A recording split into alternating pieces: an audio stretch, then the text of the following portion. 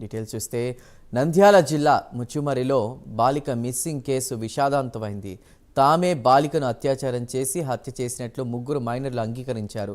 బాలికపై అత్యాచారం చేసి మల్యాల లిఫ్ట్ కెనాల్లో పడేసినట్లు మైనర్లు తెలిపారు. దాంతో నిన్న అర్ధరాత్రి నుంచి పోలీసులు బాలిక మృతదేహం కోసం గాలిస్తున్నారు.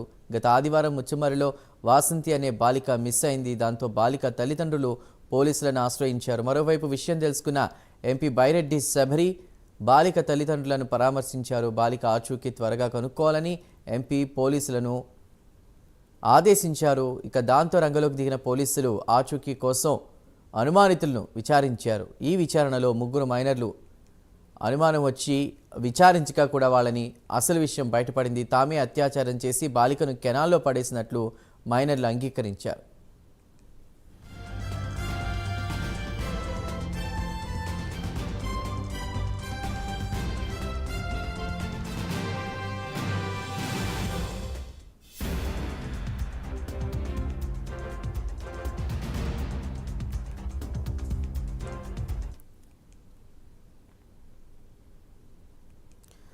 నంద్యాల జిల్లా ముచ్చుమరిలో బాలిక మిస్సింగ్ కేసు విషాదంతమైంది. తామే బాలికను అత్యాచారం చేసి హత్య చేసినట్లు ముగ్గురు మైనర్లు అంగీకరించారు.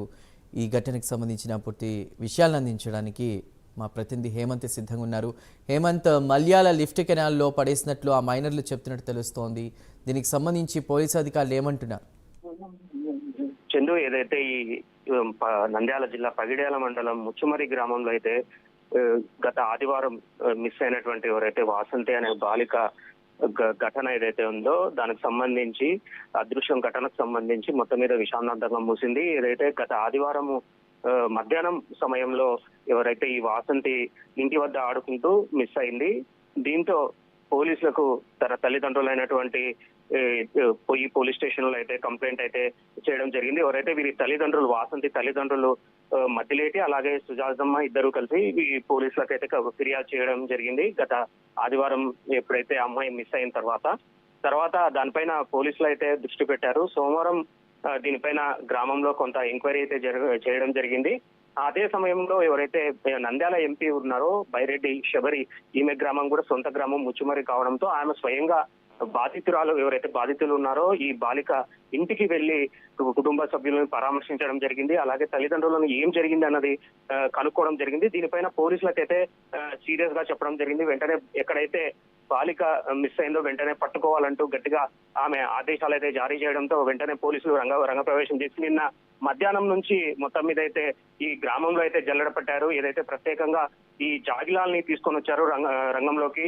ఎక్కడైతే ఈ చుట్టుపక్కల గ్రామంలో మొత్తం అంతా జాగిలాలు అయితే తిరిగాయి. అక్కడ ఎక్కడైతే ఒక కొంత 6 కిలోమీటర్లు ఎక్కడంటే ఈ కృష్ణా నది అంటే ఇక్కడ ఈ గ్రామానికి పక్కనే కృష్ణా పరివాహక ప్రాంతం ఉంటుంది. ఈ ప్రాంతంలోనే సుమారు 6 కిలోమీటర్ల దూరము జాగిలాలు వెళ్ళి అక్కడే ఆగిపోవడం జరిగింది. దీంతో అక్కడ మొత్తం మీద గాలింపు అయితే చేశారు. అయితే ఎటువంటి అంటే బాలిక మిస్ అయిన కానీ దాని ఆనవాళ్ళు కానీ ఏమీ అక్కడ దొరకకపోవడంతో తిరిగి రిటర్న్ వచ్చి గ్రామంలో మరోసారి మొత్తం మీద జల్లెడ పెట్టారు. అయితే కొంతమంది అనుమానితుల్ని తీసుకొనేసి వాళ్ళని ఎంక్వైరీ చేయడం జరిగింది. దీంట్లో ఒక ముగ్గురు యువకులు అంటే మైనర్ బాలురు ఉన్నారు. వీరిని ఎంక్వైరీ చేయడం జరగడంతో వారు హత్య చేసినట్లుగా అఘాయిత్యం చేసి హత్య చేసి కెనాల్లో పడేసినట్లుగా వాళ్ళు చెప్పడం జరిగింది. దీంతో ప్రత్యేక బృందాలు నిన్న రాత్రి కెనాల్ దగ్గరికి వెళ్లి అన్వేషించారు. అయితే అక్కడ చీకటి పడడంతో తీవ్ర అంతరాయం ఏర్పడింది. ఈ రోజు ఉదయం మళ్ళీ ఎవరైతే ఈ బాలిక బాలిక మృతదేహం కోసం అయితే గాలింపు చర్యలు అయితే చేపట్టారు. మొత్తం మీద మృతదేహం మరికొద్ది గంటల్లో మరికొద్ది సేపట్లో దొరికే అవకాశం ఉందనేసి పోలీసులు అయితే చెప్పడం జరుగుతుంది. చందు.